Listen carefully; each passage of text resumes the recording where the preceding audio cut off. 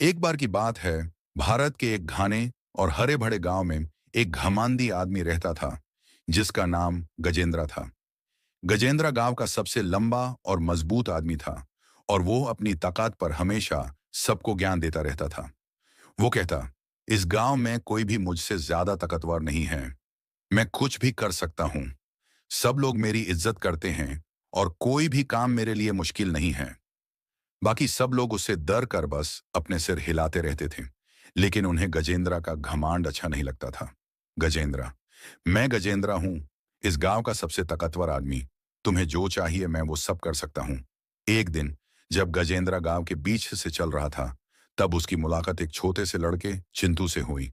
चिंटू शांति से चल रहा था और गजेंद्र का ध्यान नहीं था। गजेंद्र को अपनी ताकत पर घमांड हो गया था और थोड़ा सा मजाक करने का मन था।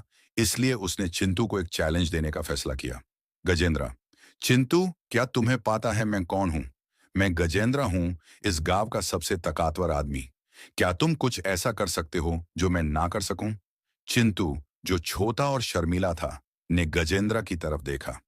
थोड़ी देर सोचने के बाद उसने शांति से जवाब दिया, चिंटू, मैं छोटा हूं, गजेंद्र, लेकिन मेरी अपनी ताकत है। अगर तुम चाहो तो मैं तुम्हें कुछ दिखाता हूं जो तुम नहीं कर सकते। गजेंद्र, हाँ, एक छोटा लड़का जैसे तुम मुझे क्या दिखा सकते हो?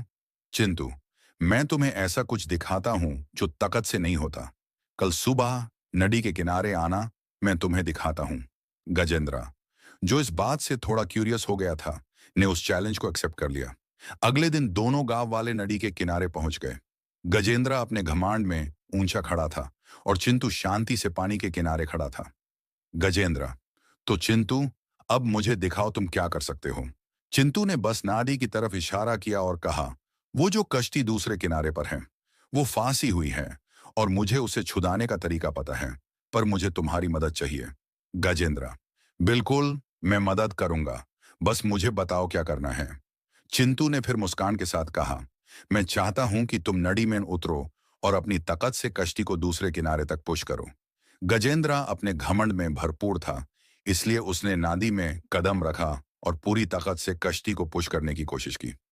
लेकिन जैसे ही वो पानी में उतारा, उसने देखा कि नाडी सिर्फ चौड़ा नहीं, बल्कि गहरी और बेहद तेज है।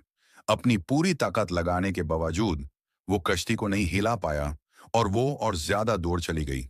गजेंद्र, मैं नहीं कर सकता, यह नाडी मेरी ताकत से भी ज्यादा ताकतवर है।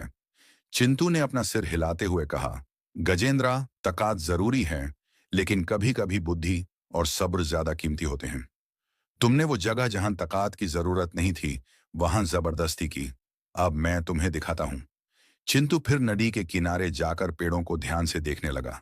अपनी तेज सोच से उसने एक लंबी रस्सी देखी जो एक पेड़ से लटकी हुई थी। उसने वो रस्सी कश्ती से बांध दी और धीरे धीरे धैर्य से उसे किनारे की तरफ खींच लिया।